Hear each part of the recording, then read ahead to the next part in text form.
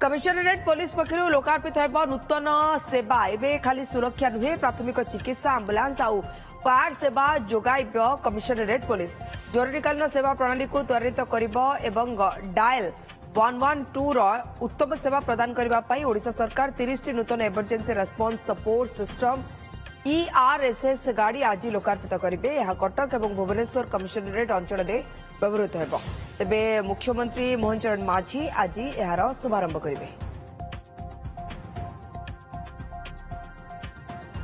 अतुल्य बाउत प्रतिनिधि आम सहित जोड़ी होती। अतुल्य सुरक्षा सहित आपण को तुरंत जदि आम देखा तेबे इमरजेंसी सर्विस बा स्वास्थ्यगत कहतु किंबा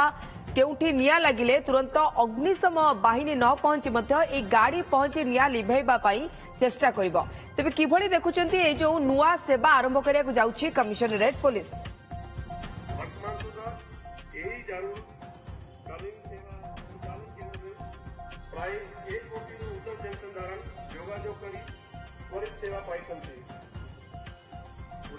अतुल्य मते सुनी पारचंती।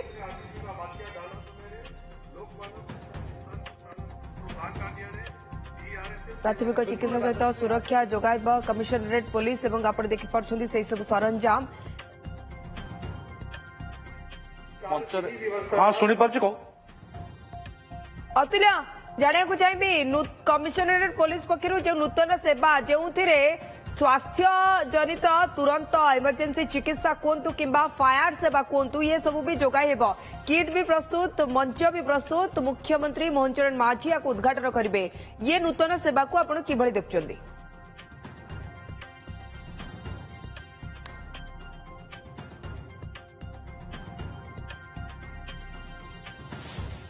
देखुंत बर्तमान ये नूतन सेवा कमिशनरेट पुलिस जोटा कि भुवनेश्वर कटक रे कार्यकारी हेब तार लोकार्पण मुख्यमंत्री करुछंती मंच रही पुलिस डीजी पुलिस कमिशनर उपस्थित रही 30 टी गाड़ी जो वाहन रही स्वतंत्र पीसीआर ताको आज लोकार्पित करुछंती मुख्यमंत्री मोहन चरण माझी जो पूर्व पीसीआर जदि सब सेवा जोगा जाउतला नुआ आड करा जायछि जो फायर दायित्व रहिबो आंबुलांस सेवा जोगाई दिया छड़ा पुलिस सेवा जोगाई दिया 100 बार 112 रे जदि कॉल करती तेबे आपको ए सब सेवा पाई परिबे जो जदि अग्निकांड घटे प्राइमरी स्टेज रे जेबली निया को नियंत्रण करा जाई परिबो से दायित्व पीसीआर थिबा कर्मचारी माने नैछंती ता छड़ा एम्बुलेंस जदि कोनोसी दुर्घटना घटुतला तेबे एम्बुलेंस को अपेक्षा करा जाउतला ताहा नुहे बरं पीसीआर एबे तांको उद्धार करी मेडिकल पर्यंत नै परिबो किंबा जो फास्ट एड रही जदि आवश्यक पड़े फास्ट एड रो मध्ये व्यवस्था रही चाथदा अग्नि निर्वापक व्यवस्था पीसीआर रही नूतन भाव में टैबलेट को आड करा जायछि जीपीएस सिस्टम को लॉन्च करा जायछि उक्त गाड़ी रे आड करा जायछि एवं छड़ा लोकेशन को केवल ट्रेस करा जाय पारे ताकू मध्य व्यवस्था कराई आपण देखुछन वर्तमान ग्रीन फ्लैग को वर्तमान मुख्यमंत्री लोकार्पित करिवे आपण देखुछन वर्तमान ए ग्रीन फ्लैग हलाई ही वर्तमान मुख्यमंत्री एही सेवा को लोकार्पित करूछंती देखुछन वर्तमान मंच रे एवं ये होछि सेही दृश्य जेतले मुख्यमंत्री को अपेक्षा रहितला मुख्यमंत्री स्वतंत्र सेवा 4.5 कोटी ओडिया ये सेवा जोगाई देवे कहूँ आप देखते बर्तमान लोकार्पित हो सारी गोटे पर गोटे गाड़ी 30 टी पीसीआर बर्तमान लॉन्च हो सारी जो गुड़िक पुलिस अग्निशम आंबुलांस ए समस्त सेवा जोगाई दिया जो ए गाड़ी पूर्व कहते स्ट्रेचर रही जदि बड़ दुर्घटना हुए कि आहतों को गाड़ी माध्यम गाड़ी को उठाଯିव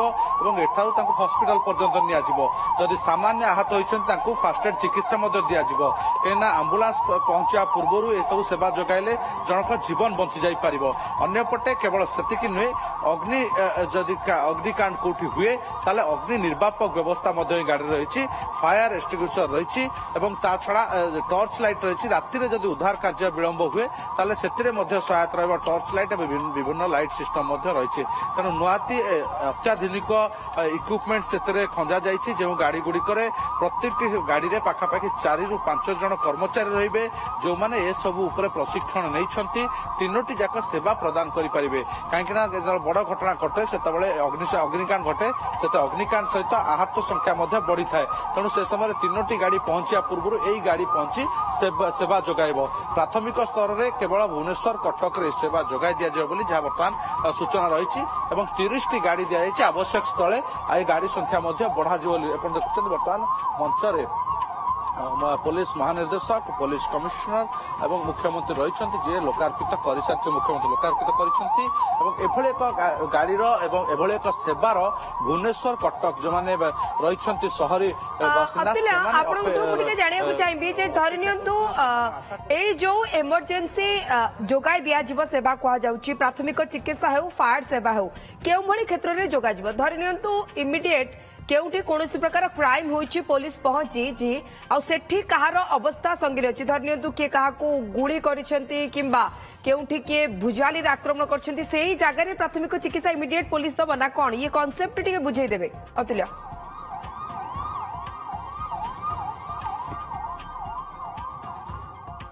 बिल्कुल राजेश जिते दुर्घटना घटे जो मैंने सामान्य आहत था मेडिकल नापी 108 आंबुलांस को अपेक्षा करा पड़ूला एवं सामान्य आहत मानक से फास्ट एड दे चिकित्सा करें। अन्य समय जो गुलिकांड घटुची रक्तस्राव हो लोकंर मृत्युवरण से स्पॉट हो जाए से फास्ट एड द्वारा प्रशिक्षित होती कर्मचारी मैंने जो मैंने से प्राथमिक चिकित्सा दे पारे जो फास्ट एड इक्विपमेंट रही जहाँफल रक्तस्राव जो रोचे कमिज रक्तस्राव कमिया पर सेमानकु मेडिकल रे पहुंचा जाय पर स्ट्रेचर रही जहाँ जगह सेमानकु वर्तमान मेडिकल पहुंचा जीव जो मान जीवन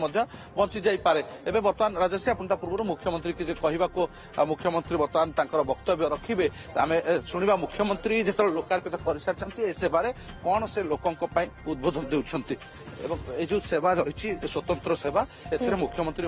मोहन चरण माझी तांकर अभिभाषण मध्ये रखिया को जाउछंती रुतर सेवा उपरे एवं जेमुळे आपण देखुछन जे प्राथमिक चिकित्सा सहित सुरक्षा जोगाइबा कमिशनरेट पुलिस ता सहित अग्निशमन बा फायर सेवा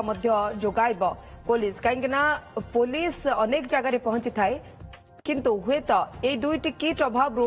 एवं ट्रेंड अभाव हुए तो अनेक जगह ये सेवा जोगाई पारेनी एवं से नहीं आरंभ होउछि नूतन सेवा जरूरकालीन प्रशमन सहायता व्यवस्था वाहन लोकार्पण उत्सव अवसर रे आज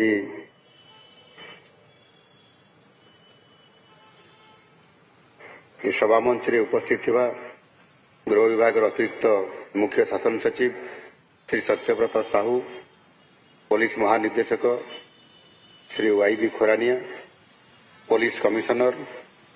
श्री एस देवदत्त सिंह एठी उपस्थित थिबा वरिष्ठ पुलिस अधिकारीगण एवं पुलिस कर्मचारीगण एवं एठी उपस्थित थिबा अन्यान्य मोर समस्त भाई भणी माने प्रेस मीडिया रो समस्त बंधु माने समस्त को मोर हार्दिक अभिनंदन एवं शुभेच्छा। आज कटक भुवनेश्वर कमिशनरेट पुलिस पाई गोटे खुशी दिन आउ 30 नुआ गाड़ी सहित समानंकर शक्ति वृद्धि करने आमे तांको दक्षता वृद्धि करिसेंती। आज जेते बेले मो सम्मान रे मो सामना रे 30 गाड़ी एक सांगरे चलीगला मो मनरे एक अनन्य आत्मविश्वास एवं भरोसा सृष्टि है। एगुड़िक कौन से साधारण गाड़ी नुहंती आमे देखिले जे बोलेरो गाड़ी गुड़िक पुलिस ता रंग माध्यम सजई दिखाई एवं साइरन बाजुची किंतु वास्तव में ये साधारण गाड़ी नुह एगुड़िक गोटे गोटे सुरक्षा रथ एमाने न्याय श्रृंखलार भयमुक्त वातावरण और अपराध मुक्त समाजर प्रतीक मोर दृढ़ आशा एगुड़िक जमिति गढ़ लोक माने सेतिकी न्याय पाइबे एवं लोक मान भितर सेतिकी आत्मविश्वास पुलिस उपरे बढ़िबो। एमानंकर साइरन बाजिले अपराधी और असामाजिक तत्वों मनरे